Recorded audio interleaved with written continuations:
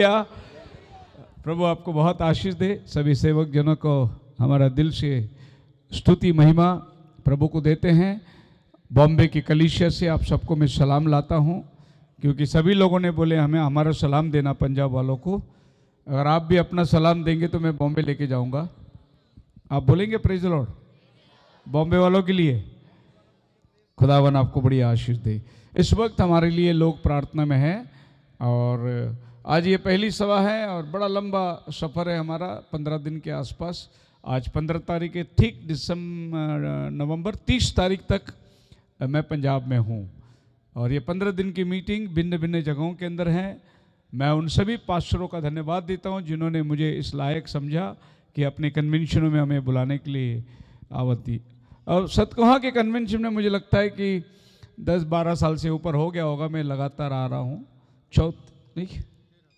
13 साल और ये कन्वेंशन 34वां साल है। बड़ा लंबा समय तक सतकोहा के लोग कन्वेंशन को बना रहे हैं, बहुत बड़ी बात है, क्योंकि 34 साल कोई छोटी लंबी अरसी नहीं है। एक पीढ़ी को दर्शाता है, 40 साल की एक पीढ़ी है।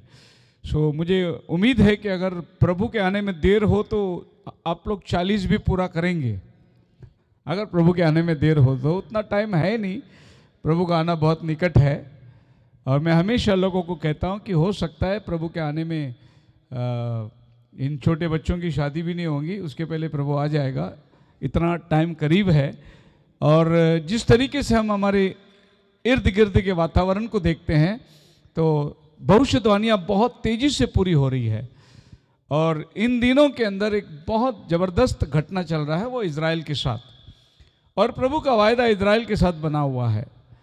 और जब प्रभु ने कहा कि जब दुश्मन इज़राइल को घेर लेंगे तब तुम समझना प्रभु का आना बहुत निकट होगा। अब वो समय आ गया, प्रभु इज़राइल के साथ अपना काम शुरुआत कर दिया है। इज़राइल को भी लगभग आज़ादी पाकर 70 साल के ऊपर हो गए। अब इज़राइल इंतज़ार कर रहा है कि उनका तीसरा मंदिर वहाँ बनने वाला है। और ये तीसरा मंदिर के लिए जो तैयारी होनी चाहिए वो सब तैयारियाँ हो रही है। पर प्रभु का धन्यवाद हो कि आप और हम जो अन्य जाति हैं, हमें उस मंदिर से कोई लेन देन नहीं, क्योंकि प्रभु ने पवित्र आत्मा भेजकर हमें ही मंदिर बना दिया है। तुम परमेश्वर के मंदिर हो, हालेलुया। लेकिन यहूदियों को मालूम नहीं अभी तक मंदिर क्या है, इसीलिए वो पत्थर के मंदिर को बनाने के चक्कर में पड़े हुए हैं, क्योंकि प्रभु ने उनकी आंखों को बंद रखा है। लेकिन हमारी आंखों को प्रभु ने खोल दिया और पेंतिकोस्त का दिन वो लोगों में रहने के लिए चला आ गया। खुदावन का नाम मुबारक हो। यहाँ आए हुए भिन्न भिन्न कलीसिया से सभी विश्वासी भाई बहनों को मेरा प्रेमी सलाम। आइए हम संदेश में जाएंगे। आज का संदेश के शीर्षक में लेना चाहता हूं प्रोफेटिक मिनिस्ट्री, भविष्यद्वक्ताओं की सेवकाई। और ये अगले 3 दिन हम भविष्यद्वक्ताओं के ऊपर ही बात करेंगे। और हम सब लोग भविष्यद्वक्ता के संदेश में हैं, बोलो हालेलुया। ये आखिरी दिनों का भविष्यद्वक्ता हम जानते हैं और हम लोग भविष्यद्वक्ताओं के संदेश के ऊपर मनन करेंगे। कई एक संदेश वक्ताओं को बाइबल में से हम लोग लेंगे और उनके जीवन की जो हादसाएं हैं उसे लेकर हमारे दिनों के साथ में हम उसको टैली करेंगे। और प्रोफेटिक मिनिस्ट्री होता क्या है, भविष्यद्वक्ता की सेवकाई क्या है। बहुत से लोग भविष्यद्वक्ता को भिन्न भिन्न तरीके से लोगों के सामने रख दिया। कुछ लोग तो इतने ज़्यादा एक्सट्रीम हो गए कि भाई ब्रनम क्या खाते थे वही ये भी खाने लगे अभी, भाई ब्रनम क्या पहनते थे ये भी वही पहनने लगे अभी। कुछ लोग पुलपिट में खड़े तो होते हैं, नबी ने कहा, नबी ने कहा, नबी ने कहा, यीशु ने कहा, कुछ उसके मुंह से आता ही नहीं है, सिर्फ नबी ने कहा, नबी ने कहा, नबी ने कहा। मतलब नबी को यीशु से बड़ा कर दिया इन लोगों ने, जबकि बाइबल कहता है यीशु सबसे ऊपर रहना चाहिए। हमारे मुंह में सबसे ज़्यादा यीशु का नाम आना चाहिए, क्योंकि यीशु ने नबियों को भेजा। लेकिन क्या हुआ, यहाँ पर उल्टा हो गया सारा मामला। और जब तक आप संदेश में एक 15-20 बार नबी नहीं बोलते तो आपको संदेश वाला करके लोग मानेंगे ही नहीं। तो आपको संदेश वाला मानने के लिए आपको कम से कम 15-20 बार बोलना पड़ेगा, नबी ने बोला, नबी ने बोला, तभी लोग बोलेंगे ये नबी वाला है। वैसे मैं बहुत बदनाम हूँ, बॉम्बे में नहीं, हिंदुस्तान में नहीं, विदेश में भी मैं बहुत बदनाम हूँ कि ये नबी का संदेश वाला नहीं है, क्योंकि ये डिनोमिनेशन में जाता है, डिनोमिनेशन के लोगों में प्रचार करता है। और मैं प्रभु का धन्यवाद देता हूँ कि मुझे वचन बाहर ले जाना पसंद है। और हम भी तो एक दिन डिनोमिनेशन में थे, हमारे पास किसी ने वचन लाया तभी तो हम बाहर पड़े। तो आज वचन डिनोमिनेशन में लेके जाना ये आपका और मेरा काम है। लेकिन लोगों ने क्या किया, चार दीवार के अंदर बंद कर दिए और नबी का संदेश को अंदर ही अंदर लोगों को बार बार सिखा रहे हैं। वचन बाहर नहीं जा रहा है। लेकिन मैं प्रभु का धन्यवाद देता हूं कि मैं डिनोमिनेशनों में जाकर संदेश प्रचार करता हूं। बोलो हालेलुया। कोई ये बताए कि मैंने संदेश में कभी कॉम्प्रोमाइज किया, कहीं मैंने संदेश के अंदर मिलावट किया कि कोई बताए। और मैं कहता हूं कि कोई आकर साबित करे कि हम मैसेज में नहीं हैं। एक बार मेरे पास एक ब्रदर आया था, बोला कि हमने सुना आप मैसेज में नहीं है। मैंने बोला बिल्कुल सही सुना आपने, आप मैसेज में है ही नहीं। बोले अच्छा। वो बीजा बंदा उसके चेहरे पे देखने लायक था, बड़ा निराश हुआ। बोले ये खुद ही कह रहा है मैसेज में नहीं। और जब वो मुड़ा तो मैंने फिर से उसको हाथ लगाया, बोला आओ भैया आपने सच सुना, मैं मैसेज में नहीं, मैसेज मेरे अंदर है। मैसेज हम संदेश में नहीं है, संदेश हमारे अंदर है। हालेलुया। सो ये समय जो है संदेश के बारे में बहुत सारी बातें आपके सामने रखना चाहता हूं। बाइबल कहती है मैंने तुम्हें मानो उकाब पक्षी के पंखों पर उठाकर ले आया अपने पास। सो इजरायली प्रजा जो गुलामी के अंदर थे, इन्हें बाहर ले आने का जो तरीका था, खुदावन कहते मैंने उकाब पक्षी के पंखों पे उठा के लाया। कोई भी मैसेज बुक खोलिए आपको उकाब पक्षी मिलेगा उसमें, क्योंकि हम लोग उकाब के संदेश में हैं। ये उकाब प्रकाशित वाक्य की चार प्राणियों में आखिरी प्राणी है जो उड़ता हुआ उकाब के समान, और ये आखिरी युग को दर्शाता है। सो नबी को जब प्रभु भेजता है इज़राइल में और कहता है कि मैंने तुम्हें बुला के लाया, उकाब के पंखों पर उठा के लाया, इसका मतलब खुदा ने एक मूसा को भेजा, मूसा के द्वारा उनको गुलामी से निकाला, और मूसा को नबी कहता है, नबी को खुदावन के अपने शब्दों में कहता है मैंने मानो उकाब पक्षी के पंखों पर उठा के ले आया। अब इसका वर्णन है क्या, उकाब पक्षी का पंखों पर लाने का कारण क्या है? ये उकाब पक्षी बाइबल में जुना करार नया करार में बहुत सी बार आता है। खुदावन इस पक्षी का नाम बार बार लेता है। यशायाह 41 में वो कहता है कि प्रभु के डरवों को इतनी सामर्थ्य मिलेगी जैसे उकाब के पक्षी के समान। वो उड़ेंगे, श्रमित ना होंगे, वे दौड़ेंगे, थकित ना होंगे। यहाँ पर भी उकाब पक्षी का उन्माद दिया है जो विश्वासी लोग हैं। और ये चौथा प्राणी जो है चौथे युग को दर्शाता है, जिस युग में आप और हम बैठे हुए हैं। ये लौदीसिया काल के अंदर प्रभु ने उकाब की आत्मा को भेजा, और उकाब का जो क्वालिटी है, उकाब की जो गुण है, वो आज आप में और हम में होना बहुत जरूरी है, क्योंकि ये समय की आत्मा है। समय की आत्मा जब ये चेले ये धरती में आए, वो समय बैल का आत्मा था, और बैल जो है कत्ल होने वाली वस्तु थी, और वे सारे के सारे कत्ल हो गए। वे सब अपनी गर्दन दे दिए। उनके अंदर लड़ाई करने की आत्मा नहीं थी, उनके अंदर बलिदान होने की आत्मा थी। उसके पहले हम देखते हैं सिंह का प्राणी, वो तो स्वयं प्रभु यीशु मसीह था, यहूदा गोत्र का सिंह। उसने गर्जा, मोहर की किताबें खुली, उसने गर्जा, और जितनी भेद की बातें थी वो सब उसने खोल के दे दिया। उसके समय में पौलुस खड़ा हुआ, सिंह के समान गरजने वाला आदमी था। वो किसी से डरता नहीं था, किसी से परेशान घबराता नहीं था। वो जब बोलता था तो उनकी सिंह की सी आवाज थी। लेकिन जब समय बदल गया तो दूसरा युग आया, और वो युग के अंदर बलिदान के वस्तु आ गई। उसके बाद तीसरा मनुष्य के समान है। मनुष्य चतुराई को दर्शाता है, मनुष्य अपनी बुद्धि को इस्तेमाल करता है। यह तीसरे युग के अंदर मनुष्य की आत्मा काम कर रही थी। जैसे कि प्रभु ने मार्टिन लूथर को भेजा, जॉन वेस्ली को भेजा, ऐसे महान वक्ताओं को प्रभु ने भेजा। यह मनुष्य का युग था। इन मनुष्य ने प्रभु के शरीर काम तो किया, लेकिन इनकी अपनी बुद्धि को इन्होंने इस्तेमाल किया। और क्या हुआ? लूथर जाने के बाद वो लूथर बन गए, लूथरन चर्च बन गए। वेस्ली जाने के बाद वो मेथोडिस्ट चर्च बन गए, क्योंकि मनुष्य की विचारधारा पर ये युग चलने लगी। और प्रभु ने आखिरी युग 1800 सदी, 1500 सदी में लूथर आया, वहां से लेकर 1800 सदी तक ये 300 साल एक बहुत बड़ी बेदारी का समय था। और फिर आखिर 1900 सदी में प्रभु ने उकाब पक्षी को भेजा, और ये उकाब पक्षी का संदेश भाई ब्रनम का संदेश जो आखिरी दिनों के दुल्हन के लिए दिया गया है। बोलो हालेलुया। सो ये उकाब का युग है। अब उकाब का युग को लेकर आप बैलों के युग के साथ में मेल नहीं खिला सकते। उकाब पक्षी का गुण अलग है, उकाब पक्षी का रहन सहन अलग है, उकाब पक्षी का खान पान अलग है।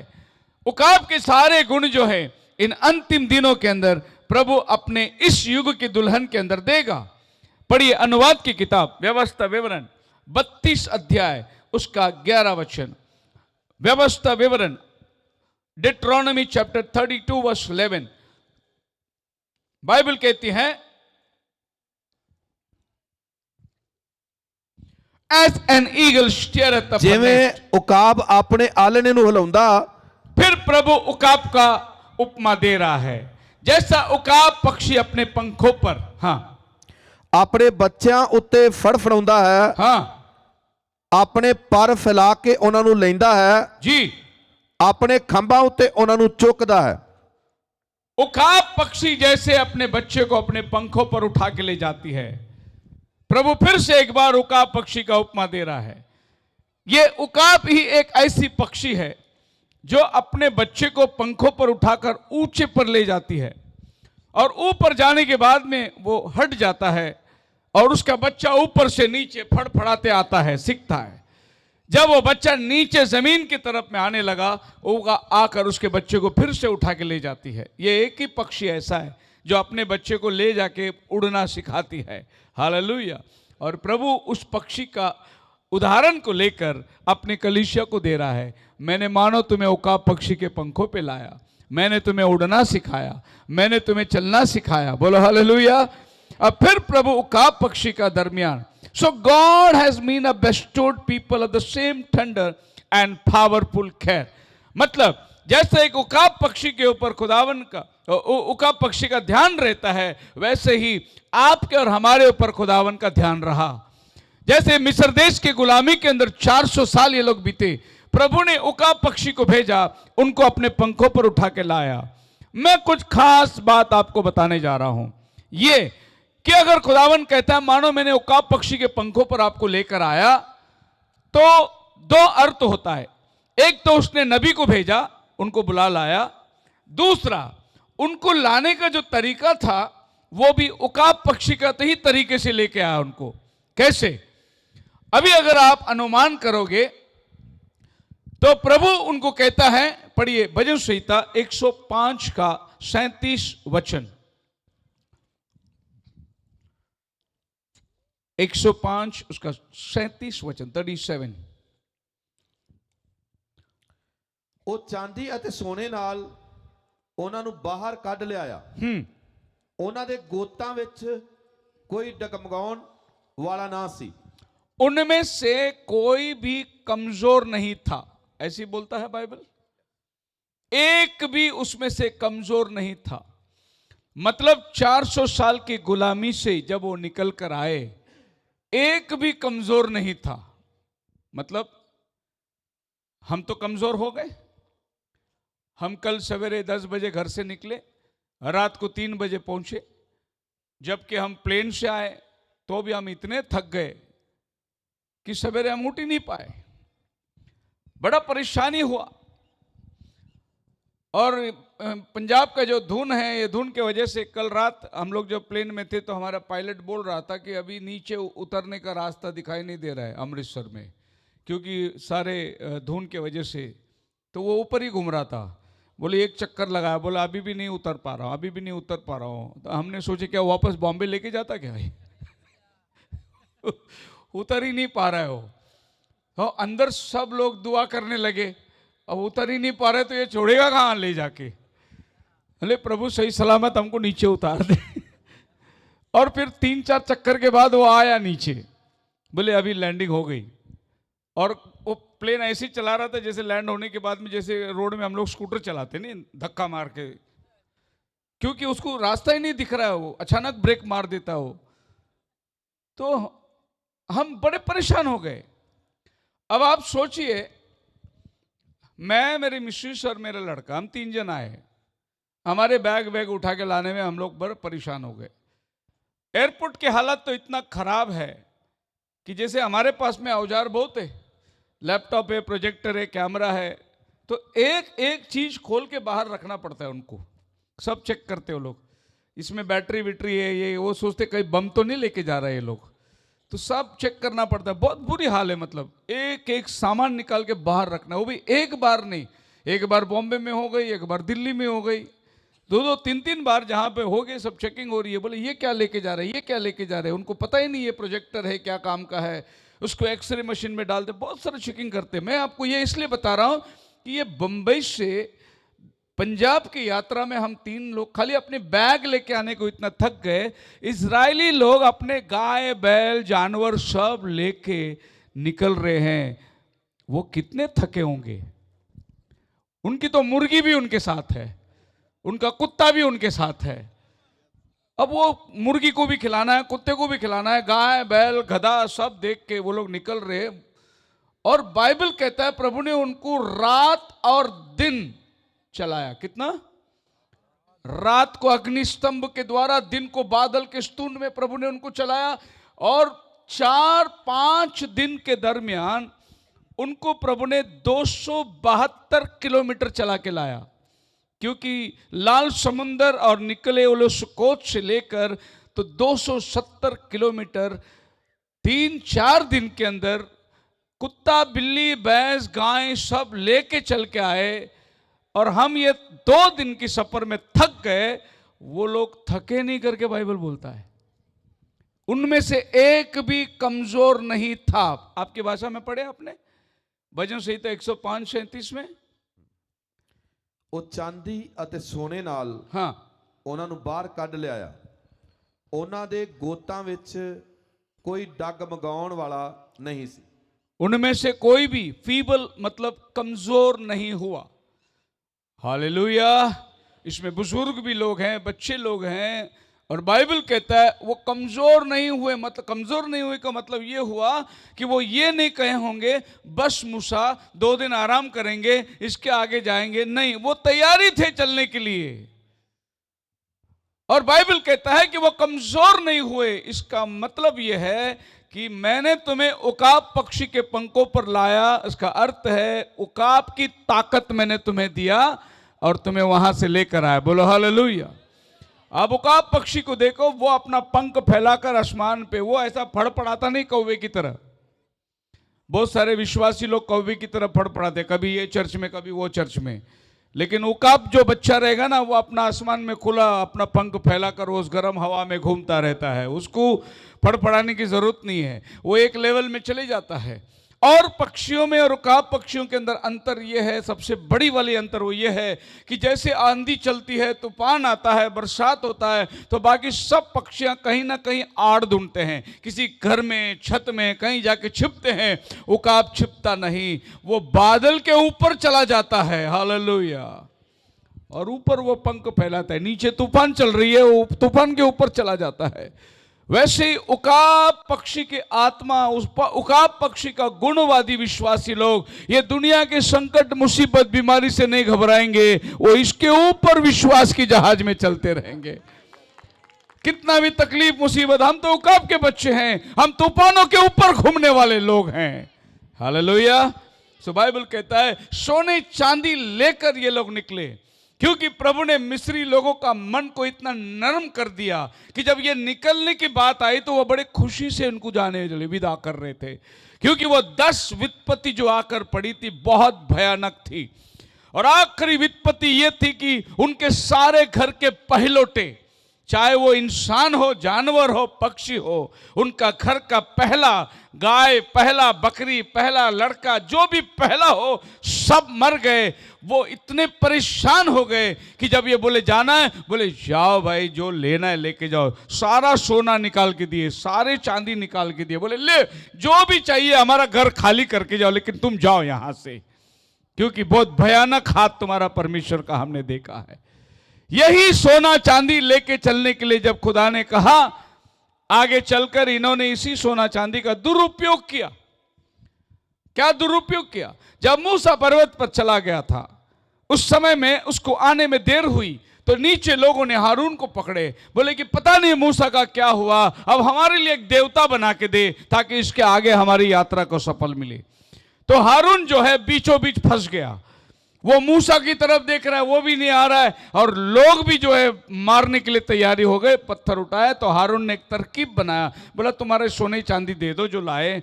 उन्होंने सोने चांदी दिया, उनको उसने बछड़ा बना के दे दिया, और वे लोग को बोले ये लो यही तुम्हारा देवता है जिसने तुम्हें गुलामी से छुड़ा के लाया। और वे लोग सब मूर्ति पूजा के अंदर उतर गए। सो मैं क्या देखना चाहता हूं यहां पर कि जो सोना चांदी प्रभु ने लेके चलने के लिए कहा था, वही सोना चांदी अब इनके जीवन के अंदर दुरुपयोग हो गया। तब मूसा आकर उस तख्ती को फेंक दिया और वह आग में जलकर भस्म हो गए। और उसके अगले वचन में प्रभु कहता है इसके आगे कोई सोना नहीं पहनेगा। क्या बोला? इसके आगे कोई सोना नहीं पहनेगा, सब लोग सोना उतार दो नीचे। अब जो लोग कान में, पिन में, नाक में जितना उन्होंने दिया था सब पहन पहन के निकले थे, वो सबको उतारना पड़ा। बोला इसके आगे कोई पहनेगा नहीं, क्योंकि मैंने तुम्हें सोना चांदी इसलिए नहीं दिया था कि तुम उसकी मूर्त बना ले। और आज हम लोग क्या कर दिए, उसकी मूर्त बनाए। और जो भी हम पहनते हैं वो मूर्त ही होता है ना, ऐसे थोड़ी कोई सोने के गांठ लेके पहनते नहीं, उसको फूल बनाते, उसको झुमरा बना झुमका बनाते, उसको कोई ना कोई मूर्त का रूप देते हैं। और ये हमारे जीवन के अंदर मूर्त बन गई, और प्रभु ने कहा इसके आगे तुम नहीं पहनोगे। आपको प्रभु अनुमति देगा तो आप उस अनुमति को कैसे इस्तेमाल करते हैं उस पर निर्भर है। बोलो हालेलुया, आप मेरे साथ हैं। आगे बाइबल कहती है निर्गमन का 15 अध्याय का 8 वचन। हम लोग देखते हैं कि समुद्र दो भाग हो गया और बीच में से रास्ता निकला। अभी आपको कैसा लगता है कि समुद्र यानी एक नदी आप ले लेंगे या एक तालाब ले लेंगे, जिनमें से अगर आप पानी को बाहर निकाले तो उसकी जमीन कैसी होगी? नरमी होगी, क्योंकि पानी के अंदर वो बरसों से पड़ा हुआ जमीन है, उसमें कीचड़ होगा, नरमी होगी, पैर रखेंगे तो आप स्लिप मारेंगे। तो समुद्र के अंदर जब पानी दुभाग हुआ तो वहां की जमीन कैसी होनी चाहिए? नरम होना चाहिए, गीला होना चाहिए। और उसमें इनकी चक्री, इनकी बैलगाड़ी, इनकी रतें उसमें से कैसी चलेगी? तो बाइबल बोलता है प्रभु ने निर्गमन 15:8 में, and with the blast of the nostrils the waters were gathered together, and the flood stood upright as an heap, and the depths were congealed in the heart of the sea. Yes, पढ़िए 15:8 निर्गमन, exodus. तेरियां नासां दी सूकर नाल पानी जमा हो गए। प्रभु के नाक से जो श्वास निकली, प्रभु ने फूका, बस इतना ही, समुद्र दो भाग हो गई और जमीन जो है वो कैसी हो गई? पढ़िए। तेरियां नासां दी शूकर नाल पानी जमा हो गए। हाँ, मौजां ढेर वांगू, फौजां ढेर वांगू खलो गईयां, डुंगियाइयां समुद्र दे विचकार जम गईयां। समुद्र के नीचे डुंगियाइयां जम गई, मतलब जैसे हम लोग यहाँ पर डांबर पत्थर डाल के रोड बनाते हैं ना, ऐसा प्रभु ने समुद्र के अंदर उनको रोड बना के दिया एक ही रात में। वही बाइबल बोलती है ई कंजील्ड, मतलब समुद्र के अंदर जो उबड़ खबड़ थे, जब पत्थर और चट्टान और गीली और नरमी और कीचड़, प्रभु ने उसको अच्छी तरीके से लेवल करके दिया चलने के लिए। अभी आपको समझ में आता रहेगा, उकाब की तरह मैंने तुम्हें लेके आया, इसका मतलब समझना कैसे लेके आया। उसने उसी रात में उनको डांबर की रोड बना के दे दी अंदर। और वे लोग जो चल रहे हैं अभी, उनकी जो गाड़ियां चल रही है, उनकी जो घोड़े चल रहे हैं, उनकी जो बैलगाड़ियां चल रही है, वो बिल्कुल स्मूथ रास्ते पे चल रही है। बोलो हालेलुया। तो हमारा खुदा वो है जो लेके जाने के पहले आपका सब इंतजाम करके रखता है आगे, ये नहीं कि आगे जाने के बाद सोचे। हमारा खुदावन इतना बुद्धिमान है, जिसको बुद्धि से भरा हुआ है। उसने पहले पेड़ नहीं बनाया, उसने पहले धरती बनाया और फिर बाद में पेड़ बनाया। नहीं तो ऐसा होता, अगर हम होते तो हम पहला मछली बनाते, बाद में सोचते मछली को रखे कहाँ, बाद में समुंदर बनाते हम। लेकिन खुदा ने पहले समुंदर बनाया, उसके बाद उसने मछली बनाया। बोलो हालेलुया। सो आपको बनाने के पहले आपको रखे किधर, आपको बुलाया तो आपको ले किधर चलेंगे, आपका रास्ता कैसा होगा, ये सब चीज परमेश्वर दुनिया बनाने से पहले तैयार करके रखा हुआ है। बोलो हालेलुया। मेरे पास बहुत से लोग सवाल पूछते, जब भी हम जाते हैं बाहर महाराष्ट्र के अंदर, खास करके सवाल पूछते हैं, मालूम नहीं पंजाब में पूछते हैं कि नहीं पास्टरों को, लेकिन महाराष्ट्र में हम लोग जाते पूछते कि पास्टर जी आपका संदेश तो बहुत अच्छा था आज शाम को जो, और हमारा दिल कर रहा है कि ये वचन को पालन करना है, हमको बाहर निकलना है। लेकिन सवाल ये है कि कल अगर हमारे बेटियों की शादी हो गई तो कौन शादी पड़ेगा? इधर पूछते ही के सवाल। कल अगर मर गए तो दफन कौन करेगा हमारा, गाड़ेगा कौन?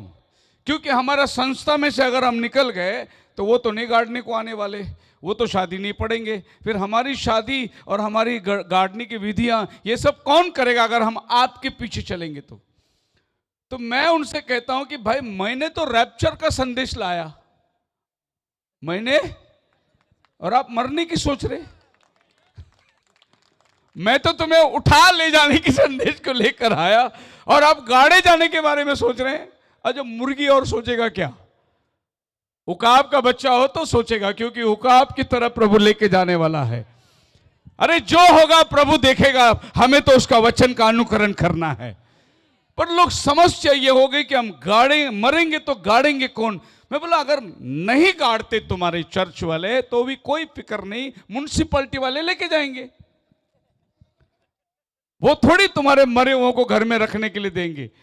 2-3 दिन में पुलिस आएगा, बोलेगा लेके चलो, अब तुम घर में नहीं रख सकते। अब खाली उनको इतना बताओ कि हम क्रिश्चियन हैं, तो वो आपको जलाएंगे नहीं, वो आपको गाड़ेंगे, क्योंकि उनको भी मालूम है क्रिश्चियन लोग गाड़ते हैं, जलाते नहीं है। सो गवर्नमेंट अपनी विधि को पूरा करेगा। अगर कोई पास्टर ने नहीं किया तो भी तुम वचन के खातिर बाहर निकलो, क्योंकि बाकी का सब इंतजाम खुदावन करके रखने वाला है। हालेलुया। लेकिन लोगों की बड़ी समस्या है कि हम निकले तो हमारे साथ क्या होगा, फिर ये सांप्रदायिक जो है ये हमारे साथ कैसे बर्ताव करेंगे। बहुत सी बार हमारे बच्चों के लिए लड़का कहाँ मिलेगा, लड़की कहाँ मिलेगा, ये समस्या। और आज संताओं में लोग जकड़ के पड़े हुए हैं इन्हीं बातों के वजह से कि हमारे बच्चों की पढ़ाई कैसी होगी, उनका खर्चा कौन करेगा। एंड टाइम मैसेज तो बहुत अच्छा है, लेकिन बाकी का सब काम कौन करेगा? और एंड टाइम वाले पैसे देते नहीं, थोड़े लोग हैं जो देते हैं, लोग उनके पीछे भागते हैं। एंड टाइम वाला तो खाली वचन देता है। बोलो हालेलुया।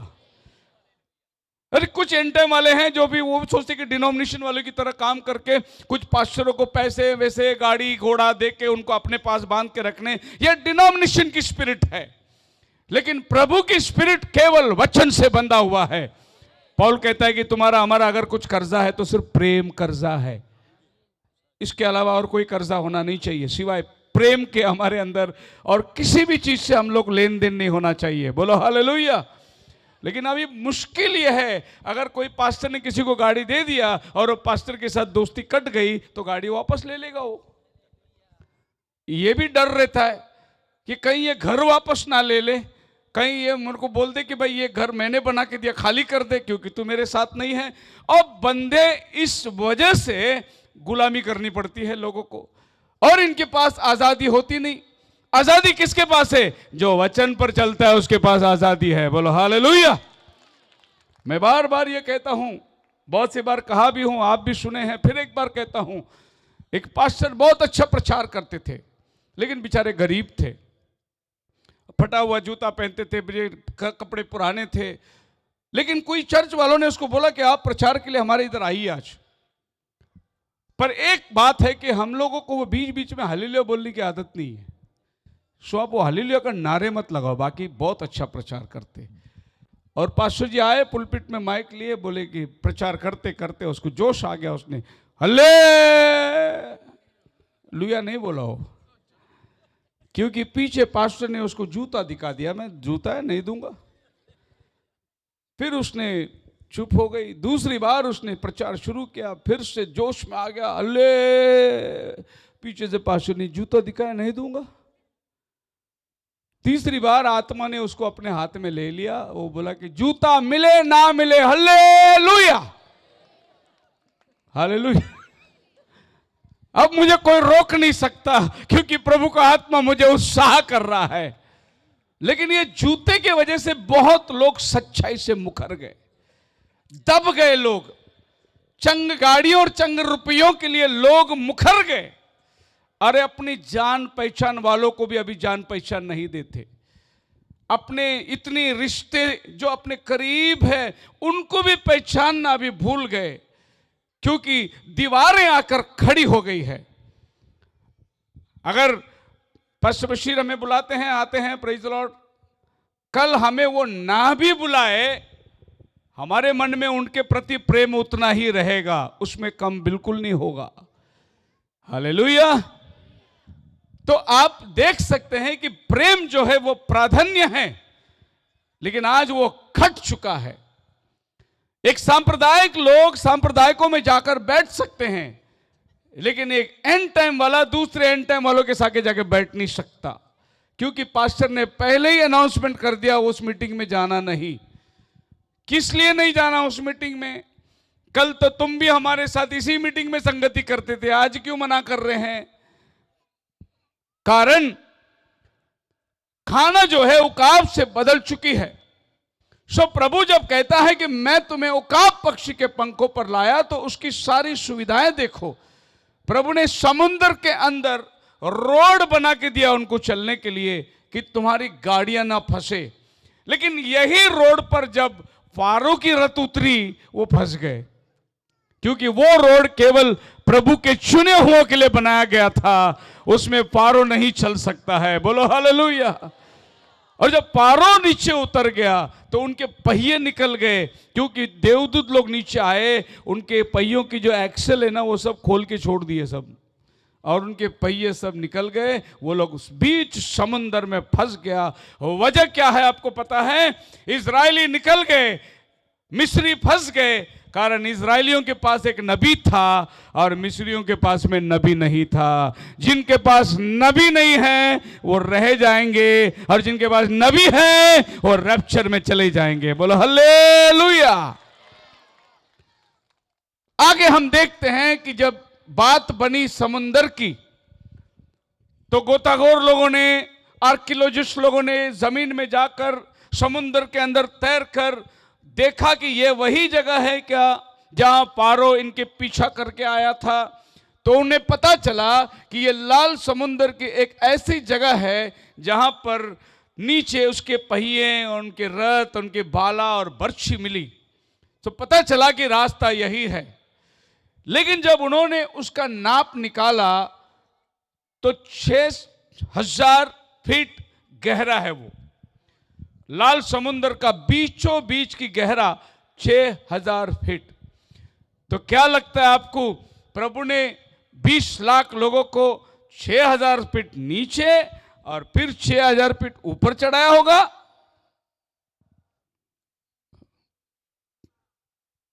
अब सोचिए, अभी सीधे रास्ते में चलने के लिए हम थक जाते हैं, अभी इतने 6000 फीट नीचे उतरो और फिर 6000 फीट ऊपर चढ़ो, और फिर भी वो बाइबल बोलता है उनमें कोई कमजोर नहीं था, उनमें कोई थका नहीं था।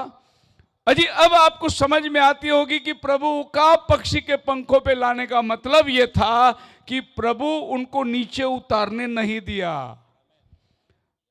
प्रभु ने उनको ऊपर ही ऊपर चला के लेके आया। बोलो हालेलुया। क्योंकि नीचे उतरकर चढ़ना संभव नहीं था, वो भी इतनी बड़ी भीड़, और वो भी एक ही रात में इतना लंबा सफर तय करना। लगभग 10 किलोमीटर की अंतर थी। इस समुद्र के किनारे से लाल समुद्र के अरब देश में जाना, मिस्र से अरब जाना, यही एक शॉर्टकट रास्ता था। और वो 10 किलोमीटर, और 10 किलोमीटर अपने घर दार बीवी बच्चे सब लेकर वो समुद्र में गहराई में उतरे, और फिर वो लोग आगे चढ़ के गए। तो कहते हैं एक 50 माले का बिल्डिंग जो होता है, 50 माले का बिल्डिंग जितनी ऊंची होती है उतना ही गहराई वो लाल समुद्र थी। फिर भी प्रभु ने उनको उस पार लेके चला गया। हालेलुया। तो उकाब पक्षी के पंखों पर प्रभु ने उनको लेकर आया। बाइबल कहती है मोसेस ने निर्गमन 13 अध्याय उसका 19 वचन, एक्सोडस चैप्टर 13 वर्स 19 पढ़िए। मूसा ने यूसुफ ਦੀਆਂ ਹੱਡੀਆਂ ਆਪਣੇ ਨਾਲ ਲਈਆਂ हाँ ਕਿਉਂ ਜੋ ਉਸ ਨੇ ਇਸਰਾਏਲੀਆਂ ਕੋਲੋਂ ਸਹੁੰ ਲੈ ਕੇ ਤਗੀਦ ਕੀਤੀ ਸੀ जी, ਭਈ ਪਰਮੇਸ਼ਰ ਤੁਹਾਨੂੰ ਜ਼ਰੂਰ ਚੇਤੇ ਕਰੇਗਾ। प्रभु मोसेस के द्वारा उनको ले गया, मोसेस के द्वारा उनको ले गया। वैसे खुदावन इजराइलियों के साथ अब्राहम के वायदे को स्मरण रखा हुआ था कि 400 साल के बाद मैं तुम्हें यहां से छुड़ा के ले जाऊंगा, और यह वायदा प्रभु के पास पक्की थी। लेकिन समय जब आया तो प्रभु ने मूसा को भेजा उनके पास। मूसा को प्रभु ने पर्वत पर बुलाकर उसने कहा कि जो बाप दादा अब्राहम के साथ मैंने वायदा किया था वो वायदा अभी पूरा करने पर आ गया है। मैं अभी तुझे भेजता हूं, तू जा और उन लोगों को बाहर निकाल के ला।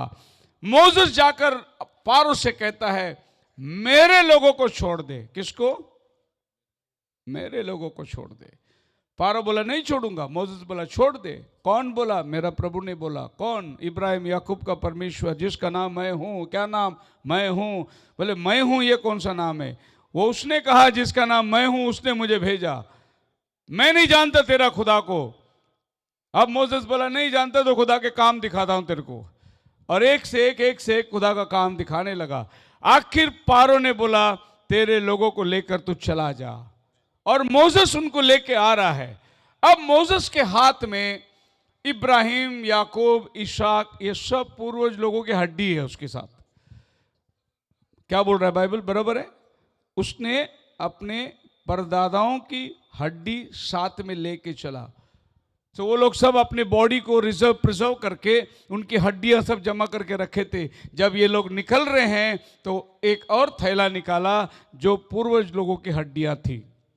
अब लोग पूछते होंगे कि ये तो घरगुती सामान है, पर इस थैले में क्या है? बोले इस थैले में यूसुफ की हड्डी है, याकूब की हड्डी है। बोले ये भी लेके चलना है? बोले हाँ, क्योंकि ये मरने के टाइम पे हमसे शपथ खाए थे कि तुम्हारा प्रभु तुम्हें मिलने वाला है, हमें यहाँ मत दफनाओ, हमें अपने साथ लेके जाओ। हालेलुया।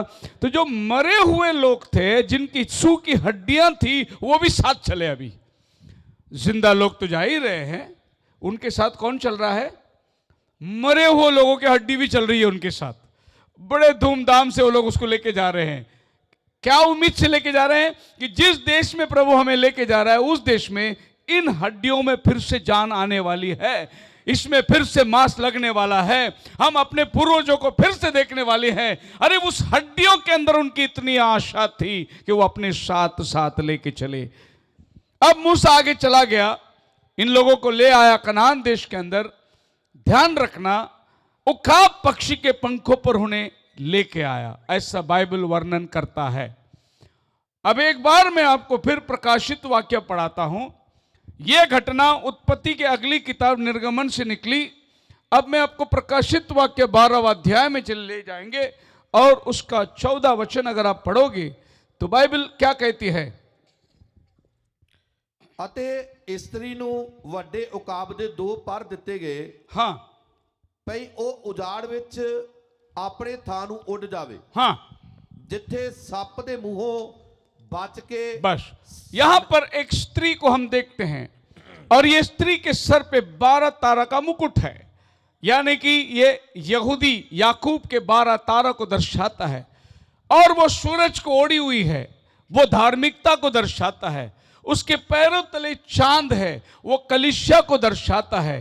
इसका मतलब ये औरत कोई और नहीं, ये औरत यहूदी कलीसिया है।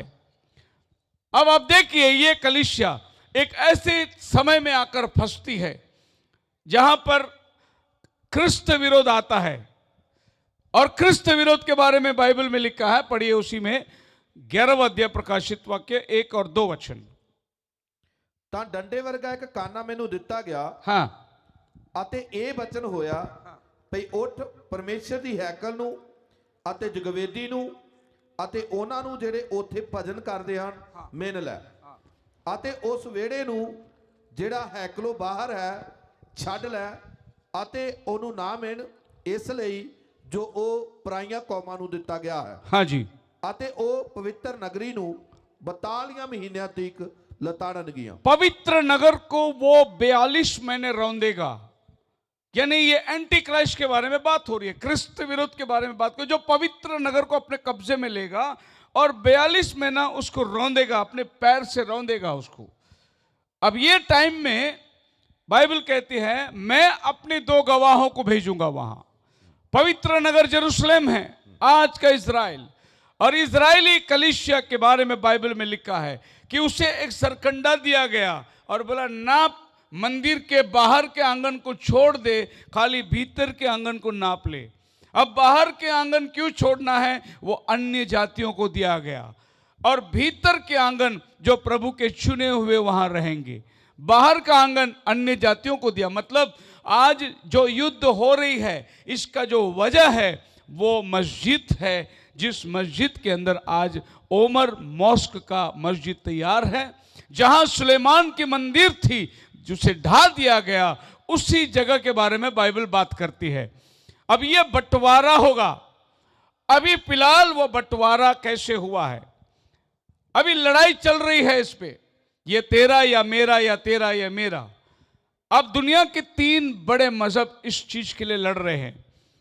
एक है फलिस्ती, कहते हैं कि यहीं से हमारा पैगंबर ऊपर गया, इसीलिए ये हमारा जगह है। यहूदी कहते हैं यहीं पर हमारा बाप इब्राहिम ने बलिदान किया, वो पत्थर वहीं पर है, बोले ये हमारा है। और ये दोनों के बीच की लड़ाई में एक क्रिश्चियन है, बोलते ये तो हमारे यीशु मसीह पैदा हो गया जगह, ये हमारा है। अब इस लड़ाई को कौन सुलझाएगा, इस समस्या का हल कौन करेगा? इसको बंटवारे में बांट दिया जाएगा। ऐसा करो, तुम लड़ो मत, बाहर का आंगन तुम ले लो और अंदर का आंगन यहूदियों को दे दो। यही होने वाला है। और ये होने के लिए आपको पता होगा या नहीं होगा, अभी चंद दिनों में जो अमेरिका की इलेक्शन हुई थी, ट्रंप जो जीत के आया था, यही आदमी इसके पहली बार जब जीता था उसने जेरूशलेम को कैपिटल घोषित किया सबसे पहले, और यरूशलेम को कैपिटल घोषित किया और एम्बेसी जो है अमेरिका की उसने ले आकर जुना जेरूशलेम में रख दिया और बोला इस मंदिर का अभी रक्षक हम करेंगे और यहूदियों को हम ये मंदिर बनाने के लिए अभी अनुमति देंगे। जब ये बात हो ही रही थी, उसका 5 साल हुआ, सत्ते से उसको गिरा दिया गया और एक दूसरा प्रेसिडेंट आया, बाइडेन, जो कि एक कैथलिक आदमी था। और अमेरिका का प्रेसिडेंट में अभी तक कैथलिक आदमी प्रेसिडेंट बना नहीं है, सारे प्रेसिडेंट प्रोटेस्टेंट हैं। ये पहली बार कैथलिक आदमी प्रेसिडेंट बन गया जो पोप के साथ में अच्छा रिलेशन रखता था। और ये बात अंदर के अंदर सारी फैसला हो चुकी है कि पोप साहब जेरूशलेम का ताबा लेने वाले हैं, क्योंकि बाइबल में ये बात को खुलासा मिलता है दानियल की 9 अध्याय के 27 वचन में कि वो पुरुष आएगा जो समाज में से उठेगा, वो 1 सप्ताह का वाचा बांधने वाला है। और ये एग्रीमेंट जो है अभी तैयार होना है। और प्रभु का शुक्र है कि आज के वातावरण पिछले 1 साल से 7 अक्टूबर को जो युद्ध शुरू हुई, आज तक इजराइल को सारे लोग मारे मारे फिर रहे हैं और वो अकेला खड़ा रहकर इन सब का सामना कर रहा है। और बाइडेन जो अमेरिका का आदमी है, उसने इजराइल को हथियार देने के लिए भी मना कर दिया। ऐसे टाइम पे इलेक्शन हो गई, प्रभु ने फिर से ट्रंप को लाके खड़ा कर दिया, बोला हालेलुया। अब ट्रंप जो है वो इजराइल का बहुत खास आदमी है।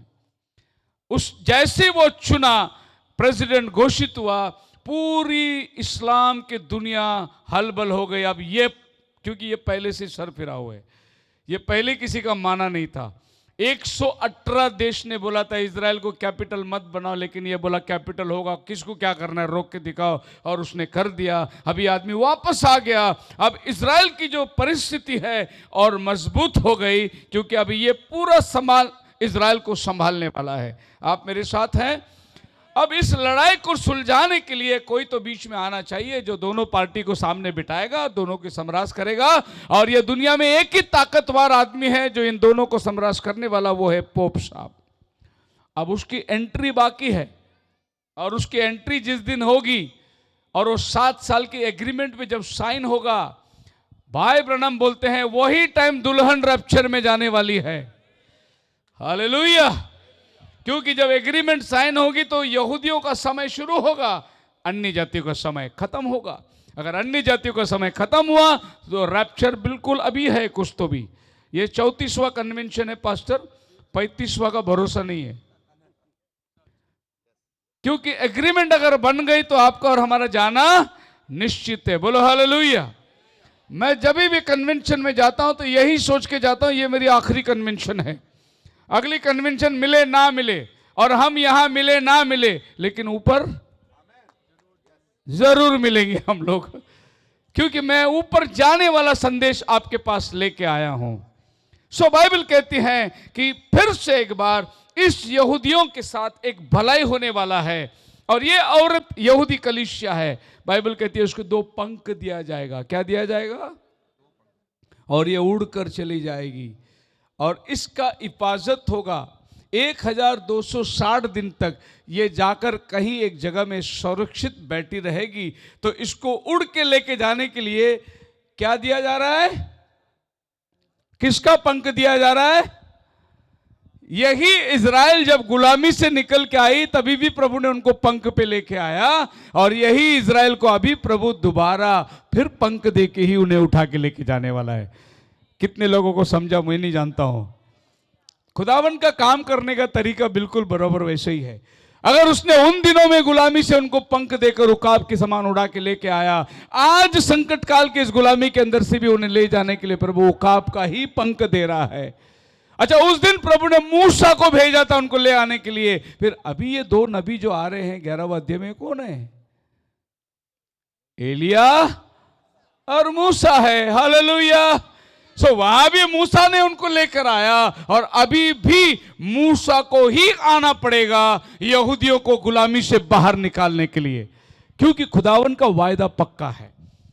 यहूदी लोग सिवाय मूसा के किसी की नहीं सुनेंगे। वो जब मूसा जाकर उनसे कहेगा तब वो लोग उसकी मानेंगे, क्योंकि आज के तारीख तक मूसा का पर्दा उनके आंखों में पड़ा हुआ है। जब मूसा मंदिर में से बाहर निकलता तो अपने चेहरे पे पर्दा डालता, क्योंकि उसके चेहरे वो लोग देख नहीं सकते थे। तो जो पर्दा उन्होंने मांगा वो पर्दा उनके आंखों में आज तक पड़ा है करके पौल कहता है। जब यीशु मसीह धरती में आया उस दिन यीशु को उन्होंने ना पहचाना, उसका वजह वो पर्दा था। पौल उसको कहता है कि वो पर्दे ने उनको मसीहा पहचानने से इनकार कर दिया। अब पर्दा हटाएगा कौन? जिसने डलवाया वही आकर उसको हटाएगा। बोलो हालेलुया। कौन आएगा? मूसा है। अब ये हमारे मसीह दुनिया के अंदर बहुत बड़ी चर्चा चलती है कि मूसा और एलिया कैसे हो सकता, मूसा तो मर गया, मूसा कैसे आ सकता है। फिर वो कहते हैं कि जो बाइबल में नहीं मरा वो 2 ही आदमी है, एक एलिया है और एक हानोक है जो मरे नहीं। तो ये लोग फिर से आएंगे मरने के लिए, इसीलिए वो हानोक और एलिया होना चाहिए। लेकिन हानोक और एलिया का काम है नहीं ना उधर। हानोक का क्या काम है बताइए? वो 300 साल प्रभु के साथ साथ चला और लोप हो गया। उसका क्या काम था धरती में? उसके लिए कोई काम नहीं रखा गया। काम मूसा के लिए रखा गया, काम एलिया के लिए रखा गया। एलिया क्यों जिंदा गया? क्योंकि एलिया को 5 बार यह धरती में आना है, इसीलिए वो जिंदा गया। पहली बार एलिया गया, उसकी आत्मा एलिशा के अंदर उतरी, दूसरी बार। उसके बाद जॉन बपतिस्मा देने वाले के अंदर उतरी, तीसरी बार। उसके बाद ये चौथा धनी अन्य जाति नबी के अंदर उतरी, चौथी बार। और 5वीं बार प्रकाशित वाक्य 11वें अध्याय में फिर से एलिया की आत्मा उतर के आती है। क्योंकि उसके 5 काम थे, इसीलिए उसको प्रभु ने पहले जिंदा उठाया। सो यहां पर एलिया और मूसा का आना है। अब निश्चित है कि एलिया जो जिंदा गया वो दोबारा ये धरती पे आके मरेगा, और मूसा जो मर गया वो दोबारा आने वाला है। कैसे? जब प्रभु यीशु मसीह का पुनरुत्थान होगा उस समय 2 घटना होगी। पहला थिस्सलुनीकियों 4 अध्याय की 4:16 में लिखा है, जब प्रभु आप इस स्वर्ग से उतरेगा, जितने मसीह में मरे हैं वो जी उठेंगे, और हम जो जीवित बचे रहेंगे बदल जाएंगे। बोलो हालेलुया। हम बदलने वालों में से हैं। और जिस दिन रैप्चर होगा याद रखना, ये मेरे जितने सफेद बाल है सब काले हो जाएंगे, और जितने बगैर बाल के सबको बाल आ जाएगा। क्योंकि बाइबल बोलता है हम सब जवान होने वाले हैं। हालेलुया। हम सब बदल जाएंगे, हमारा रूप बदल जाएगा, हम बिल्कुल जवान हो जाएंगे। इसीलिए बाइबल बोलता है उनमें से कोई कमजोर नहीं था, जब प्रभु बुलाता है तो वो जवान हो जाते हैं। आप मेरे साथ है? जब परमेश्वर इब्राहिम के घर में गया, 18 अध्याय उत्पत्ति में, पढ़ने की जरूरत नहीं, घर में जाके देख लेना। और प्रभु ने मुझे उसके घर पे जाकर सारा को बोला क्यों हंसी? सारा बोली मैं नहीं हंसी। तो फिर अब प्रभु बोलते क्या परमेश्वर से कोई काम कठिन है? अगले साल तू छाती से अपने बच्चे को लगाएगी, जब जीवन का समय आएगा। और सारा मन में इसलिए हंसी कि मैं तो बूढ़ी हो गई, अब मेरा मासिक धर्म बंद हो गया, अब मैं क्यों कर छाती से बच्चे को लगा सकती, अब क्यों कर मैं जन्म दे सकती, इसलिए सारा हंसी। और जो पैदा हुआ उसका नाम था इसाक। इसाक का मतलब हंसना। तो जब वो हंसी इसाक पैदा हुआ, उसका नाम भी वो हंसी रखी, क्योंकि जब वायदा मिला था तो उससे हंसी उसके ऊपर। अब आप देखिए 18 अध्याय में सारा कहती है मैं तो बूढ़ी हो गई, अब बच्चे जनने की क्षमता मुझ में नहीं। तो 20वां अध्याय में जब आप आते हैं तो अबीमेलेक राजा देखा सारा को, उसको उठा ले गया शादी करने। अब बताइए 90 साल की बूढ़ी उसको क्यों शादी करने के लिए लेके गया? तो 18 अध्याय से 20 अध्याय में क्या हुआ? जिस दिन सारा ने अपने हाथों से रोटी पकाकर उसको खिलाया, खुदावन ने कहा अब तेरे अंदर परिवर्तन शुरू हो गया है। और प्रभु गया, उस दिन से सारा जवान बनते चली गई। क्या हो गया? सारा बिल्कुल 18 साल की जवान लड़की बन गई। नहीं तो अबीमेलेक कोई पागल थोड़ी है 90 साल की बूढ़ी को उठा के ले जाए शादी के लिए। सारा जवान हो गई। तो ये क्या चीज को दर्शा रहा है? एक दिन जब प्रभु आप बादलों पर आएगा, आप और हम भी इसी तरीके से जवान हो जाने वाले हैं। क्या ये संभव है? हाँ, उस दिन हुआ तो आज भी होगा। उस दिन प्रभु अगर कर सका तो आज भी करेगा। आपके और मेरे साथ यही वादा है। सो प्रभु ने दोबारा मोसेस को बेचकर इनको उकाब पक्षी के पंखों पर उठा के ले जाएगा। 1260 दिन तक इनका इंतजाम होने वाला है। कल के दिन मैं इसके ऊपर प्रचार करूंगा। 1260 दिन यह प्रकाशित वाक्य में आपको मिलता है। फिर दानियल की 12वां अध्याय घर में जाके पढ़ लेना, 1290 दिन। और फिर उसके आगे बाइबल बोलता है 1335 दिन। 3 गिनती है बाइबल के अंदर, 1260, 1290 और 1335 दिन। इसका मतलब 7.5 साल के बाद और 75 दिन जो है प्रभु बढ़ा के दे रहा है उनको। 75 दिन, 30 दिन का महीना होता है। और उसके आगे 90 के बाद 1335 दिन प्रभु उनको दिन क्यों बढ़ा के देगा? ये तीनों दिन के ऊपर कल शाम हम बात करेंगे, क्योंकि हम नबियों के संदेश से संबंधित बातें, ये 3 दिन की कन्वेंशन में मैं यही आपको सिखाऊंगा कि नबियों की तारीख, नबियों का समय और नबियों की सेवकाई ये धरती पर अंतिम दिनों में कैसी है। सो यहां पर हम क्या देखते हैं कि मूसा आया, प्रभु ने उसको फिर से उठा के ले गया।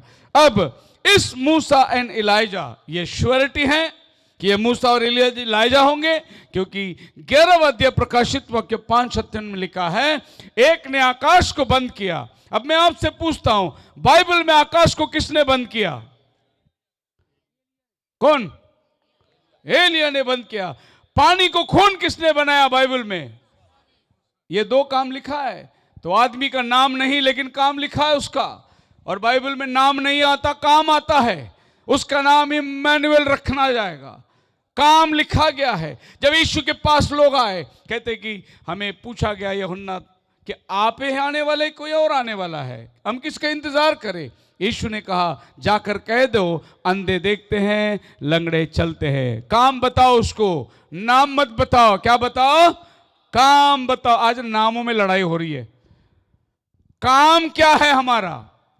आज नामों के अंदर जिनका बपतिस्मा यीशु मसीह के नाम से हुआ था, वो पास्टर अभी अमेरिका जाके आए, इजराइल में किसी से मिल के आए, और यहां आने के बाद अपनी चर्च को वापस उन्होंने यीशु के नाम पे बपतिस्मा दे दिया। दोबारा नाम का चक्कर चल रहा है अभी।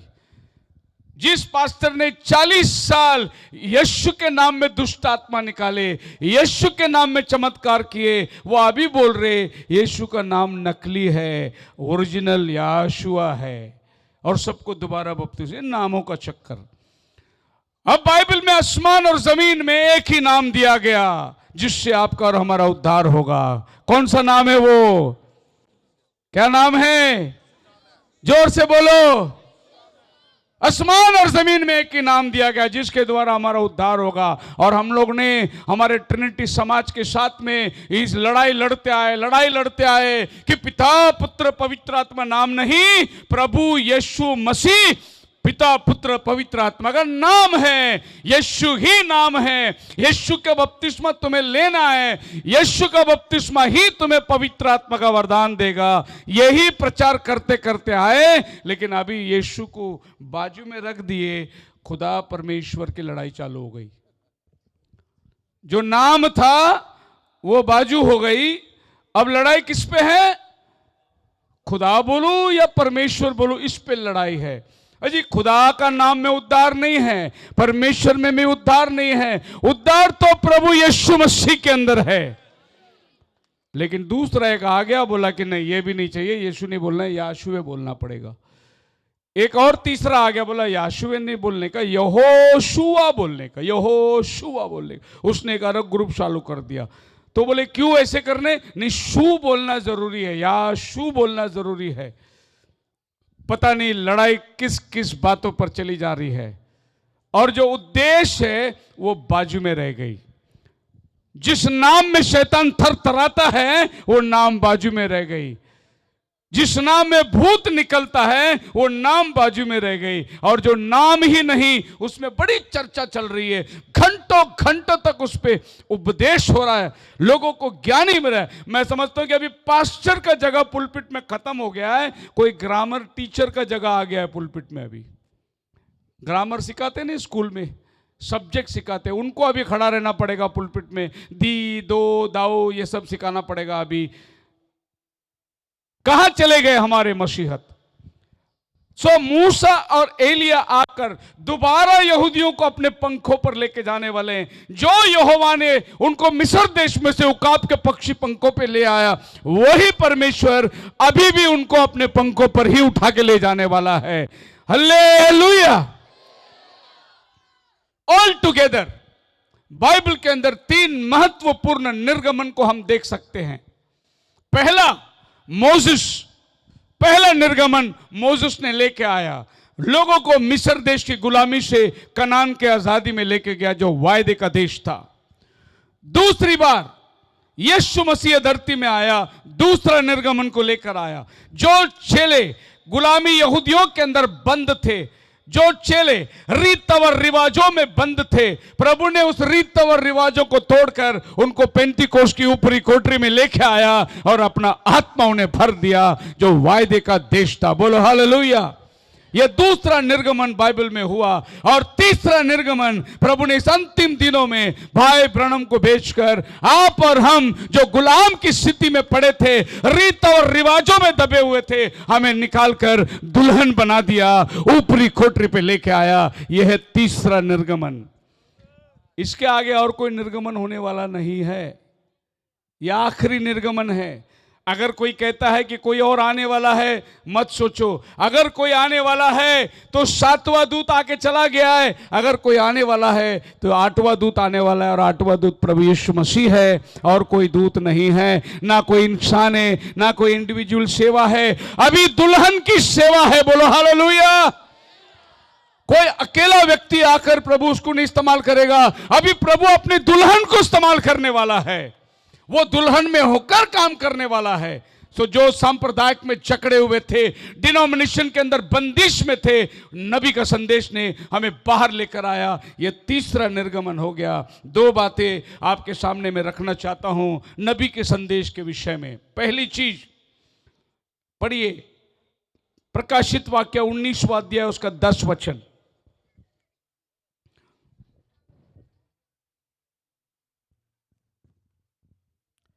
ਅਤੇ ਉਹਨੂੰ ਮੱਥਾ ਟੇਕਣ ਲਈ ਮੈਂ ਡਿੱਗ ਕੇ ਉਹਦੇ ਚਰਨੀ ਪਿਆ जी। ਤਾਂ ਉਸਨੇ ਉਸ ਮੈਨੂੰ ਆਖਿਆ ਭਈ ਇਉਂ ਨਹੀਂ ਕਰ ਇਉਂ ਨਾ ਕਰ, ਮੈਂ ਤਾਂ ਤੇਰੇ ਅਤੇ ਤੇਰੇ ਭਰਾਵਾਂ ਦੇ जी ਜਿਹੜੇ ਯਿਸੂ ਦੀ ਸਾਖੀ ਭਰਦੇ ਹਨ ਨਾਲ ਦਾ ਦਾਸ ਹਾਂ। हाँ, परमेश्वर ਨੂੰ ਮੱਥਾ ਟੇਕ। जब हम भविष्यवक्ताओं को देख रहे हैं तो ये बात जरूरी है हमें समझने के लिए, क्योंकि अभी बहुत से भविष्यवक्ता लोग उठ के खड़े हैं और सबसे ज्यादा भविष्यवक्ता लोग पंजाब में उठ के खड़े हैं। हर नाम के पीछे प्रॉफिट प्रॉफिट प्रॉफिट लगा दिया, और मिनिस्ट्री भी अभी इंसान के नाम पे चल रही है, खुदा के नाम पे मिनिस्ट्री नहीं चल रही है। Prophet Bajinder Singh ministry, prophet Ankur Narula ji की मिनिस्ट्री, इंसान के नाम पे मिनिस्ट्री चल रही है।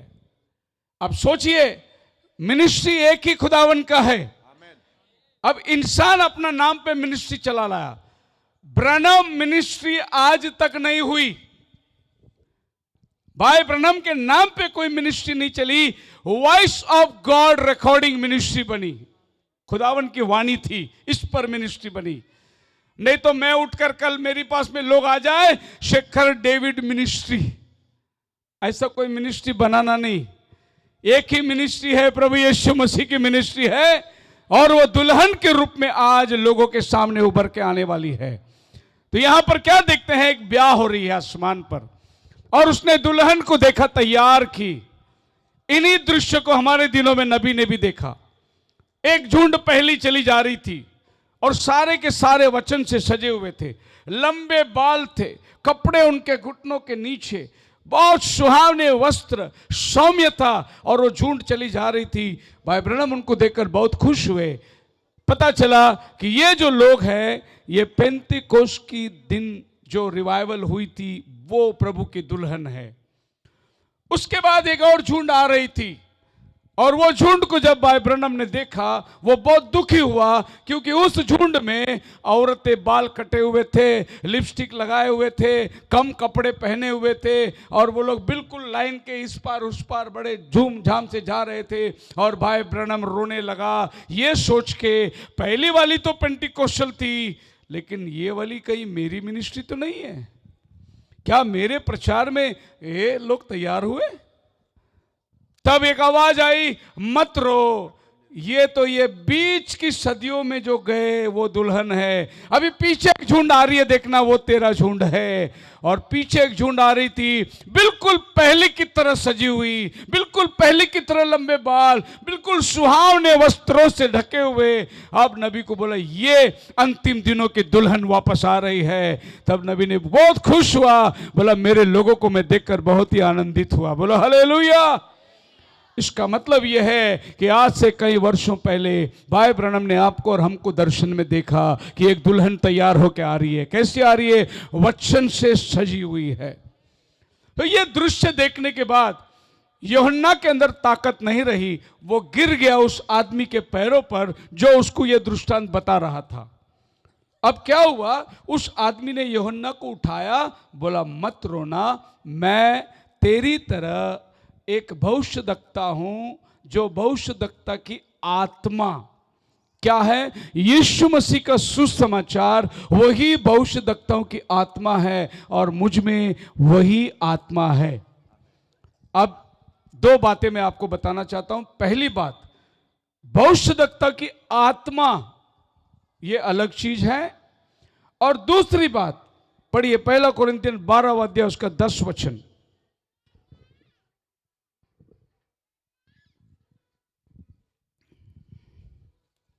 ਅਤੇ ਹੋਰ ਕਿਸੇ ਨੂੰ ਹਾਂ। ਕਰਾਮਾਤਾਂ ਵਿਖਾਉਣ ਦੀ ਜੀ। ਸਮਰੱਥਾ, ਅਤੇ ਹੋਰ ਕਿਸੇ ਨੂੰ ਅਗੰਮ ਵਾਕ, ਅਤੇ ਹੋਰ ਕਿਸੇ ਨੂੰ ਆਤਮਿਆਂ ਦੀ ਪਛਾਣ, हाँ जी, ਅਤੇ ਹੋਰ ਨੂੰ ਅਨੇਕ ਪ੍ਰਕਾਰ ਦੀਆਂ ਭਾਸ਼ਾ। अभी बाइबल बोलती है एक है आत्माओं का वरदान और एक है भविष्यवाणी की आत्मा। सो जो आदमी यूहन्ना को उठाया वो कहता है कि मैं भविष्यवाणी की आत्मा हूं, और पौल कोरिन्थियों में बोलता है कि प्रभु अपने 9 वरदानों को बांट के देता है, उसमें एक आत्मा भविष्यवाणी की आत्मा, एक वरदान। अभी इसमें हम लोगों ने क्या कर दिया, उलझन पैदा कर दिए। भविष्यवाणी की आत्मा अलग है और भविष्यवाणी का वरदान अलग है। वरदान प्रभु किसको भी दे सकता है। कलीसिया में कोई अगर प्रभु चाहे उसको इस्तेमाल करना है तो आत्मा का वरदान, कौन सी, भविष्यवाणी का वरदान दे सकता है। लेकिन अगर किसी को प्रभु भविष्यवक्ता करके इस्तेमाल करना है तो उसको प्रभु वरदान नहीं देता, उसको प्रभु माता के गर्भ में ही भविष्यवक्ता की आत्मा देता है और वहां से वह भविष्यवक्ता ही पैदा होता है। वरदान थोड़े समय के लिए किसी को प्रभु दे सकता है, इसको बोलते हैं गिफ्ट। और हम जानते हैं 9 वरदान है पवित्र आत्मा का। इन 9 वरदानों के अंदर एक एक वरदान, पहला वरदान इसी में लिखा हुआ है वर्ड ऑफ विजडम, ज्ञान की बातें। दूसरा वरदान वर्ड ऑफ नॉलेज। तीसरा विश्वास। चौथा चंगाई। पांचवा चमत्कार। छठवा प्रोफेसी। सातवां डिजर्निंग ऑफ स्पिरिट, आत्माओं की फर्क। डाइवर्स काइंड ऑफ टंग, भिन्न भिन्न भाषा और अन्य भाषाओं का अर्थ बताना। ये 9 वरदान है। इनमें से एक वरदान भविष्यवाणी भी है, लेकिन भविष्यवाणी का वरदान भविष्यवक्ता का आत्मा से भिन्न है। लोग जिनको भविष्यवाणी आ गई तो वो ये सोच लिए कि भविष्यवाणी का मुझे आत्मा मिला है। आत्मा नहीं, आत्मा का वरदान मिला है। प्रेरित 38 में बाइबल क्या कहती है, जो वचन हम लोग बाय हार्ट जानते हैं, पश्चाताप करो पाप की क्षमा के लिए, तुम में से प्रत्येक जन प्रभु यीशु मसीह के नाम में बपतिस्मा लो तो तुम पवित्र आत्मा का दान पाओगे। क्या पाओगे? पवित्र आत्मा नहीं, पवित्र आत्मा का दान मिलेगा तुम्हें। फिर पवित्र आत्मा कब मिलता है तुम्हें? इफिसियों की किताब उसकी पहली अध्याय 13 वचन में लिखा है, जब तुमने सत्य का वचन सुना और उसको ग्रहण किया, पवित्र आत्मा की छाप लग गई तुम्हारे ऊपर। पवित्र आत्मा कब मिलता है? जब तुम सत्य की वचन सुनते हो। बोलो हालेलुया। लोग सोचते हैं, कन्वेंशन में गए और पादरी साहब ने बोला कितने लोगों को आत्मा चाहिए, हाथ उठाओ, और मैंने भी हाथ उठाया। फिर पादरी साहब ने एक फूंक मारा और वो उड़ते उड़ते उड़ते गिर गया। सोचते कि पवित्र आत्मा का दान मिल गया। नहीं, पवित्र आत्मा का दान वहां नहीं मिलता। पवित्र आत्मा का मोहर आपको तब लगता है जब सच्चाई आपके पास आती है और आप उसको आमीन कहते हो, तब पवित्र आत्मा आपको मोहर लगा देता है। बोलो हालेलुया। यही बाइबल कहता है, जब तुमने सत्य का वचन सुना, पवित्र आत्मा की छाप तुम पर लग गई। फिर आगे चलकर जब तुम पश्चाताप करके बपतिस्मा लेते हो तो पवित्र आत्मा का वरदान आपको मिलता है। प्रभु आपको एक गिफ्ट देता है और वो गिफ्ट कलीसिया के उन्नति के लिए आपको इस्तेमाल करना है। तो एक भविष्यवक्ता की आत्मा और एक भविष्यवाणी का वरदान। भविष्यवाणी का वरदान कोई भी किसी को भी प्रभु दे सकता है, लेकिन भविष्यवक्ता की आत्मा जो है वो मां के गर्भ से ही चुन के आता है। वो बाद में बनावट नहीं होता, उसको प्रभु पहले से ही बना के भेजता है। प्रोफेसी आज लोग कहां कहां से आते हैं। हिंदुस्तान में बहुत लोग प्रोफेसी करते हैं। अगर इनकी प्रोफेसी को आप देखोगे तो ये अफ्रीका से जुड़े हुए लोग हैं। हर एक हिंदुस्तान में महान महान आदमी जो लोग प्रोफेसी करते हैं, उनको पूछो तुम्हारा बाप कौन है, तो वो अफ्रीका में जाएंगे और वो अपने क्लिप बताएंगे। देखो मैं वहाँ गया था और मैं नाइजीरिया में टीबी जोशुआ के पास से प्रार्थना करके लिया, और जो आत्मा टीबी जोशुआ के साथ काम करती है वही आत्मा यहाँ इनके चर्च में काम करती है। और नबी बोलता है कि ये लोग एक में के आत्मा लेके आए, पवित्र आत्मा नहीं लाए। ये लोग, इनका काम वैसा ही रहेगा जैसा उनका गुरु करता है। अगर इनका गुरु यूं हाथ फैला के लोगों को गिराता होगा, ये भी ऐसा ही गिराएगा। अगर इनका गुरु फूंक के गिराता होगा, ये भी फूंक के गिराएंगे। अगर इनका गुरु रुमाल फेंक के गिराता होगा तो ये भी रुमाल फेंक के गिराएंगे। अगर इनका गुरु कोट निकाल के घुमाता होगा तो ये भी कोट निकाल के घुमाएंगे, क्योंकि इनके अंदर आत्मा कौन सी है? अपने अपने गुरु जी का आत्मा लेके आए। दुल्हन किसकी आत्मा लेके आई? प्रभु यीशु मसीह का आत्मा लेकर आती है। वो किसी की आत्मा की नकल नहीं करती। यिर्मयाह की किताब 1 अध्याय 4 वचन में लिखा हुआ है, यिर्मयाह को प्रभु ने बोला, यिर्मयाह आ, मैं तुझे एक नबी करके अभिषिक्त भेजता हूं, क्योंकि मैंने तुझे अपनी माता के गर्भ से ही नबी करके चुना है। अब यिर्मयाह बोलते, प्रभु मैं तो छोटा हूं, अभी तक तो मैं बात करना जानता नहीं, मैं कैसे जाके इस्राएल को भविष्यवाणी करूं। प्रभु कहते, जब तू अपने मां के गर्भ में था तब ही से मैंने तुझे नबी बनाया है। बोलो हालेलुया। नबी माता के गर्भ से आता है, लेकिन नबूवत की वरदान ये बाहर आने के बाद कलीसिया में मिलती है, लेकिन नबी का वरदान मां के गर्भ से ही आपको फॉलो करता है। प्रभु ने बोला, तेरी चुनावट माता के गर्भ में हुई कि तू इज़राइल में जाकर भविष्यवाणी करेगा। अब आ जाएंगे नया करार के अंदर। बाइबल कहती है 5 प्रकार की सेवा है, और ये सेवा पहले प्रेरितों की सेवा, भविष्यवक्ता की सेवा, सुसमाचार की सेवा, पास्टर की सेवा और टीचर की सेवा। ये 5 प्रकार की सेवा जिसको आज दुल्हन अपनी कलीसिया के उन्नति के लिए इस्तेमाल करना चाहिए। और ये 5 प्रकार की सेवा बाइबल कहता है पवित्र आत्मा नियुक्त करके देता है। नियुक्त करके देने का मतलब, पौलुस तीमुथियुस के ऊपर हाथ रखा और उसको वरदान मिला। इसीलिए पौलुस लिखता है, मेरे हाथ रखे जाने पर जो वरदान तुझे मिला है, उस वरदान को तू अच्छी तरीके से इस्तेमाल करना। ये बाद में कोई आकर हाथ रखे उसके द्वारा वो वरदान प्राप्त होता है, लेकिन भविष्यवाणी का वरदान हाथ रखने के बाद नहीं, मां के गर्भ से ही वो शुरू हो जाता है।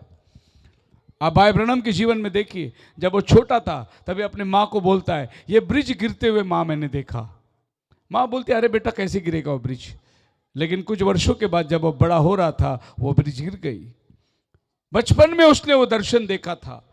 जब वो पैदा हुआ, एक अग्नि का गोला आके उसके सिरहाने पे खड़े हो गई। उसको संभालने वाली आया घर से बाहर भाग गई। वो आग का गोला कई समय तक उस भाई ब्रनम के सर पर, बालक के सर पर था। बचपन से ही प्रभु एक काम के लिए उसको अलग करके रखता है। उसके बाद उसके स्कूल के दिनों में जब भी उसके दोस्त मित्र कहते थे, अरे तू सिगरेट क्यों नहीं पीता है, यहां तक कि भाई ब्रनम की गर्लफ्रेंड भी थी, वो भी सिगरेट पीती थी। और भाई ब्रनम को बोलती है, अरे तू छक्का है, सीजी बोले इंग्लिश में उसको, सीजी तू मर्द नहीं है, अगर मर्द हो तो सिगरेट पी के दिखा। तो भाई ब्रनम ने उसके हाथ से सिगरेट लिया लड़की के खातिर, क्योंकि उसकी प्रेमी थी। और भाई ब्रनम ने सिगरेट लिया, उसको सुलगाने की तैयारी कर रहा था। एक आंधी की हवा आई, सनसनाहट, और भाई ब्रनम से बात करी, अपने आप को अशुद्ध मत कर, तेरे से बहुत बड़ा सेवा मुझे करना है जब तो उम्र में बड़ा हो जाएगा। उसके हाथ से सिगरेट गिर गई। और भाई ब्रनम माई लाइफ स्टोरी में बोलते, उस दिन वो लड़की मेरे को छोड़ के चली गई। क्यों छोड़ दी? बोली तू क्या है, मर्द थोड़ी है, तू सिगरेट भी नहीं पी सकता है। भाई ब्रनम बोला, मुझे प्रभु ने अशुद्ध होने नहीं दिया। एक बार उसके पिताजी वो तो दारू बनाते थे, और भाई ब्रनम नदी में जाके पानी ले आकर उसके बाप को देता था दारू बनाने के लिए। किसके लिए? क्योंकि ब्रदर ब्रनम का बाप जो था वो दारू बनाने वाला, भट्टी वाला था। He was a bootlegger. एक दिन भाई ब्रनम ने उसको बोला, भाई ब्रनम जा पानी लेके आ। पानी लेके आके दिया। अब बोला, आज तू मेरा बनाया हुआ शराब पिएगा। भाई ब्रनम बोला, नहीं पीऊंगा। बोले, अगर तू आज नहीं पिया मेरा बनाया हुआ शराब, तू मेरा बेटा नहीं आज से। अरे तेरा बाप शराब बनाने वाला और बेटा दारू नहीं पीगा, ये कैसे हो सकता? तो ब्रदर ब्रनम को बहुत गुस्सा आया। बोला, ला मैं पीता हूं। और वो ग्लास ले लिया भर के हाथ में। जैसे भाई ब्रनम ने वो ग्लास लेकर मुंह में लगाने गया, वही आंधी फिर से आई। भाई ब्रनम देखने लगा, उसमें से आवाज आई, अपने आप को अशुद्ध मत कर, तेरे बुढ़ापा में मुझे बहुत काम करना है। उसके हाथ से दारू के गिलास गिर गए नीचे। बाप ने बोला, मैंने कहा ना तू मेरा औलाद नहीं है। भाई ब्रनम ने बोला, चलेगा, लेकिन वो जो आवाज मुझसे बात कर रही है उसको खोजना है मुझे। और एक दिन अपने पत्नी से वो कह दिया, जो आवाज मेरे पीछा कर रही है मैं उसको खोजे बिना वापस नहीं आने वाला हूं, मैं जा रहा हूं। वो चला गया, गुफा में जाके बैठ गया कि वो आवाज कौन है जो उससे बात करते आ रही थी। एक दिन वो जाकर बोला, अब जब तक वो मुझे नहीं मिलता जो मुझसे बात करता आया, मैं वापस घर नहीं आऊंगा। और जब वो उस गुफा में जाके बैठा था, तब एक बड़ा आदमी उसके पास चल के आया, 200 पाउंड का, और वो गुफा के अंदर उसकी परछाई दिखाई देने लगी। और भाई ब्रह्म घबरा गया क्योंकि बड़ा ऊंचा लंबा आदमी था। और वो आकर भाई ब्रह्म को बोला, मैं गब्रियल हूँ, प्रभु की उपस्थिति में से आया हूँ। हालेलुया, प्रभु ने तुझे चुना है। अगर तू लोगों को विश्वास करने में मजबूर करेगा तो कैंसर जैसी बीमारी भी तेरे आगे खड़ी नहीं रहेगी। अब प्रभु तुझे भेज रहा है। हालेलुया। उस दिन भाई ब्रह्म को मालूम पड़ा कि मेरे साथ कौन बात करता था इतना साल, और कौन मुझे संभाल के लेकर आया। ये एक नबूवत करने वाले की आत्मा है जो मां के गर्भ से ही आपका पीछा करता है। बोलो हालेलुया। सो ये 5 प्रकार के मिनिस्ट्री जो प्रभु ने कलीसिया को दिया है। पुराने जमाने में जब एक नबी आता था तो राजा उठ के खड़ा हो जाता था। राजा लोग थर थर कांपते थे अगर नबी आया तो। वहां से एलिया आया, अहाब तू जो कर रहा है वो सही नहीं कर रहा है, मेरे कहे बगैर ना बारिश आएगी ना ओस पड़ेगी, बोल के चला गया। अब राजा क्या करेगा, बारिश आसमान से नहीं उतरी तो कौन सा खेत पैदा करेगा वो। जब नबी आता था तो राजा थर थर कांपते थे। ये वो समय नहीं रहा, लेकिन बाइबल के दिनों में जब नबी आता था तो देश कांपते थे। हालेलुया।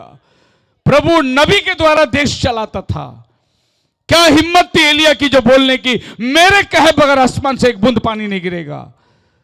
बाद में राजा बोला, ढूंढो उसको, किधर है वो कातिल जिसने ये श्राप देख के चला गया।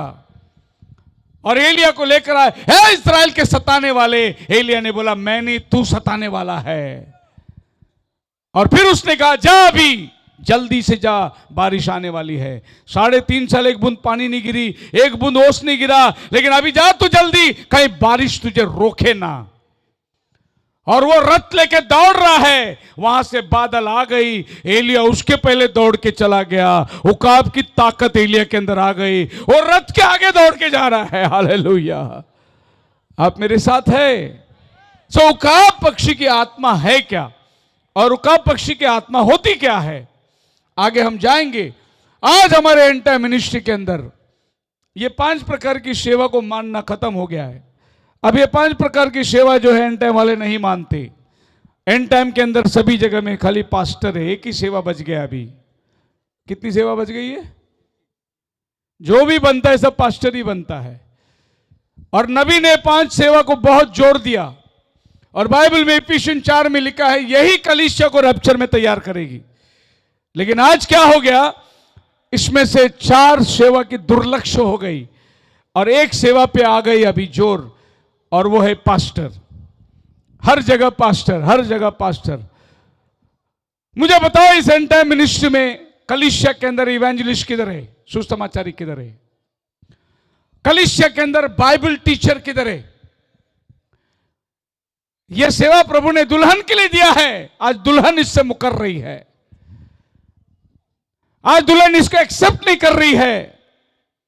यह वही बात हो गई जब पुराने जमाने की कलीसिया नबियों को नहीं मानती थी, वैसे आज की कलीसिया इन सेवक को नहीं मानती है।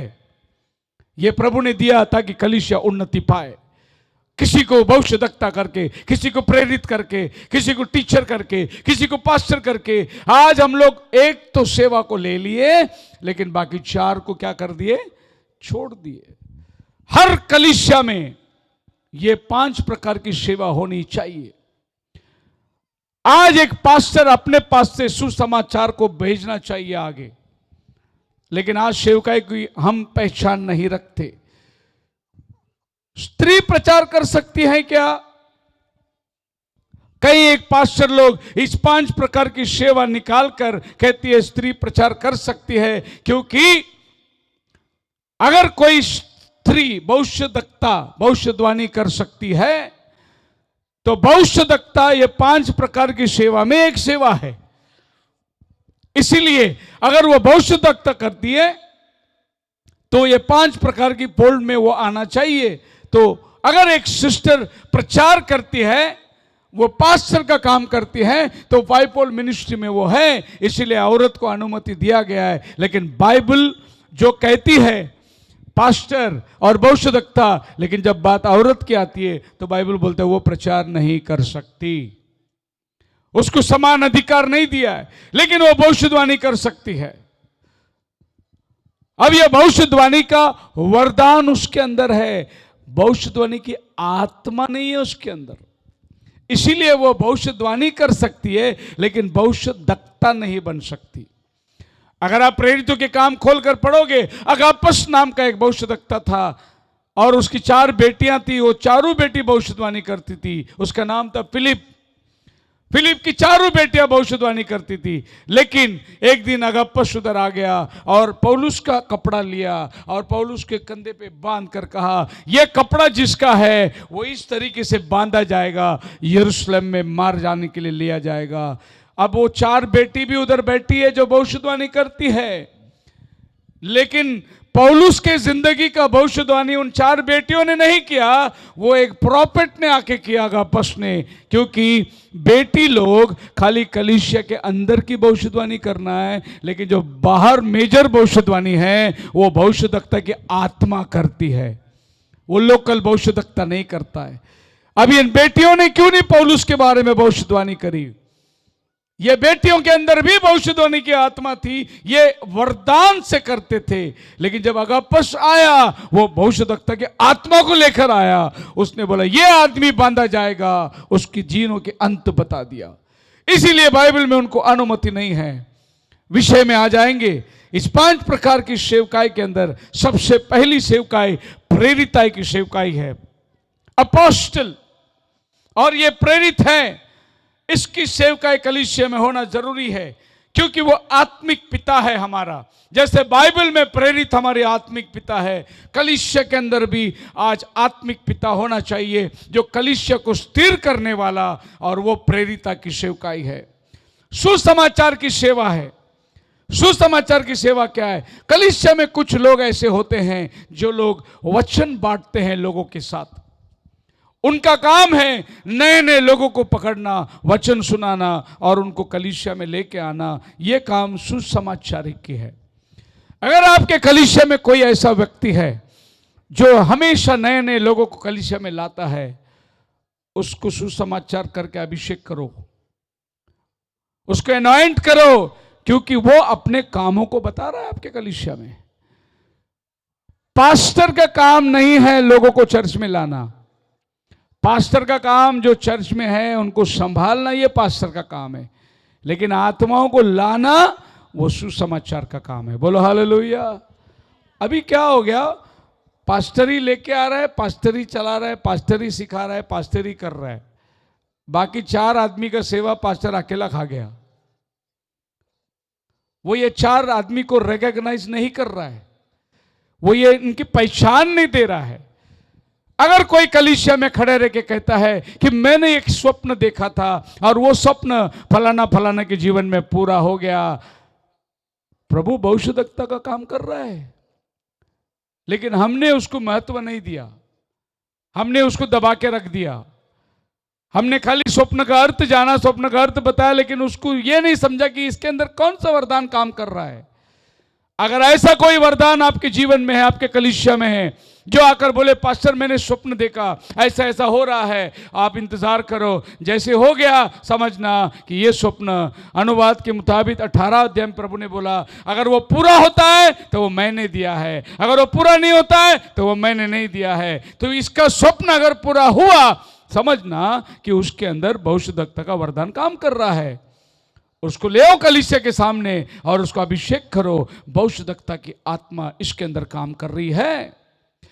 अगर कोई ऐसा व्यक्ति है जो बहुत अच्छी तरीके से टीचिंग दे सकता है, डिनोमिनेशन लोगों के साथ बैठ सकता है, बाइबल का वर्णन कर सकता है, डॉक्ट्रिन के ऊपर अच्छी तरीके से लेक्चर दे सकता है, वो टीचर का काम कर रहा है। उसको कलीसिया के सामने खड़ा करो और टीचर का अभिषेक करो उसको, ताकि आपके कलीसिया में जिन वरदानों को प्रभु इस्तेमाल कर रहा है वो बाहर उभर के आ सके और आपके कलीसिया उन्नति पा सके। बोलो हालेलुया। कलीसिया वो नहीं कि पास्टर 20 साल 20 लोगों को रख के चला, वो कलीसिया नहीं है। कलीसिया में आत्माओं का भर होना बहुत जरूरी है। प्रतिदिन बाइबल बोलता है प्रभु उद्धार पाने वाले को कलीसिया में मिला देता था। प्रतिदिन मैं पूछता हूं कि तुम्हारे चर्च में आखिरी बपतिस्मा कब हुई? एक नया आदमी आकर बपतिस्मा लिया। जरा पीछे सोच के देखो कि क्या काम तुम कर रहे हो। तुम्हारे कलीसिया के अंदर आत्माओं की उन्नति, अगर कोई बड़ी मिनिस्ट्री है तो नबी ने कहा आत्माओं को बचाना, इससे बड़ा मिनिस्ट्री और कोई मिनिस्ट्री नहीं है। अंधे को दिखाना, लंगड़े को चलाना, यह मिनिस्ट्री बड़ी मिनिस्ट्री नहीं है, लेकिन आत्माओं को बचाना वो बहुत बड़ी मिनिस्ट्री है। बोलो हालेलुया। अगर आज एक टुंडे को हाथ दे दूं, प्रार्थना हो गई, उसको हाथ मिल गई, कल उसके हाथ में सिगरेट हो सकता है, दारू की बोतल हो सकता है। अगर एक अंधे को आंखें दे दूं तो कल उसके हाथ में सिनेमा और मोबाइल और दुनियादारी को देख सकता है वो। लेकिन अगर उसकी आत्मा बच जाए, हालेलुया, तो सीधे आपको प्रभु के राज्य में वो मिलेगा।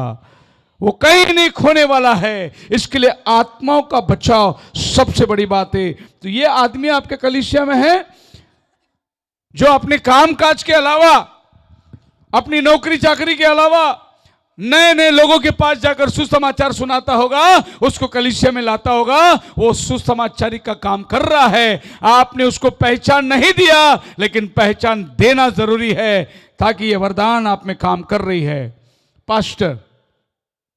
पास्टर का काम क्या है? जो कलीसिया में आते हैं उनको सिखाना, उनको पढ़ाना, उनको प्रभु का वचन को ठीक तरीके से उसको मार्गदर्शन करना, उनकी जरूरतों को पूरा करना, उनके सुख दुख में भागी होना, उनके घर के अंदर हर उतार चढ़ाव में पास्टर उनके साथ खड़ा रहता है। पास्टर आपको पता है किसके साथ खड़े रहता है?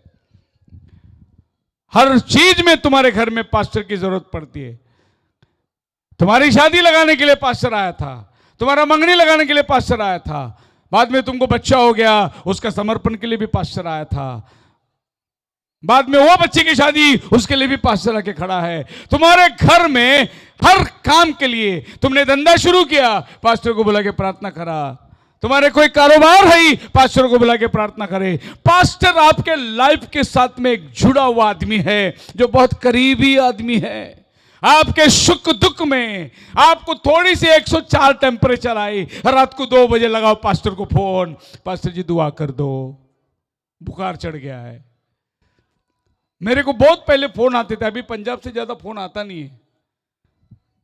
पता लगा कि मैंने बहुत बार कन्वेंशनों में बोल दिया अभी फोन करना जो है, नहीं तो पंजाब से फोन आती थी, हेलो पास्टर जी, गाय 2 दिन से दूध नहीं दे रही है, दुआ कर दो। तो मुझे दुआ करना पड़ता था। फोन कहां से आ रही है? पंजाब से आ रही है। ऐसा भी मेरे को फोन आया था, मालूम नहीं किसने किया, बोले कुत्ता 2 दिन से खाना नहीं खाया, दुआ कर दो। अभी नहीं करते लोग, अब लोगों को मालूम पड़ गया पास्टर शेखर को फोन करेंगे तो सबके सामने बोल के दिखाते हो। तो आपके जीवन के हर पहलू में पास्टर आके खड़ा होता है। ये कलीसिया के अंदर होता है, ये कलीसिया की देखभाल करता है, ये कलीसिया के अंदर सुख दुख में लोगों के अंदर बांटता है। पास्टर के साथ कोई भी चीज मत छुपाना, जो भी करना है पास्टर के साथ में मिल के करो, पास्टर को बोल के करो, उसको साथ में लेके करो। उसकी दुआ, तुम्हारा काम, दोनों को प्रभु आशीष देगा, क्योंकि उसको प्रभु ने इसीलिए रखा है तुम्हारे जीवन के अंदर। हर पहलू आपको उसको बताना है। Profit, A prophet is the edification of exhortation and comfort. अब पुराने जमाने में प्रॉफिट होता क्या था? जब खुदा को बात करना है तो नबी से बात करता था। खुदावन को बात करने के एक ही तरीका था, नबी के द्वारा ही आपसे बात करेगा। उसको पारों से बात करना है, उसने मूसा को भेजा। उसको अब्राहम को लेके भेजना है, अब्राहम के द्वारा बात किया। अब्राहम भी एक नबी था। हर समय में खुदावन ने जब भी बात करना चाहा वो एक नबी के द्वारा ही बात किया। सो नबी खुदावन का मुंह है, हिज माउथ पीस। और जब आपकी बातें खुदा से करना है तो वो आपका पास्टर करता है, याजक करता है, दुआ कर दो मेरे लिए, और पास्टर बात करता है, प्रभु इस विश्वासी को संभाल, इसको आशीष दे, इसको हिम्मत दे, इसको छुटकारा दे, इसको चंगाई दे। ये आपकी बात पास्टर खुदा के पास लेके आता है, लेकिन खुदा की बात पास्टर आपके पास लाने वाला वो नबी होता है। और ये नबी की सेवकाई बहुत इंपॉर्टेंट सेवकाई है। और आखिर सेवकाई ये टीचर, सिखाने वाला, डॉक्ट्रिन में बताने वाला, लोगों को पाठशाला करने वाला। आप मेरे साथ हो? बोलो हालेलुया। नबी के बारे में लोग कितने वीडियो बना रहे, क्लिप बना रहे, और हमारे एंड टाइम वाले इतने पुलपिट में जोरों जोरों से नबी नबी बोलते, लेकिन इनको कोई जवाब ही नहीं देता, इनके साथ में कोई मुंह नहीं लगता। जाओ ना, लड़ो ना उससे, उसको बोलो तुम जो बोल रहे गलत बोल रहे हैं, ऐसा नहीं है भाई ब्रनम। क्यों नहीं बोलते तुम? तुमको लगता है कि हमको खाली प्रचार करने का काम है? नहीं, हमको जो प्रचार किया इसका संरक्षण करने का भी हमारा ही काम है। इसकी हिफाजत करने का जिम्मेदारी भी प्रभु ने हमें दिया है।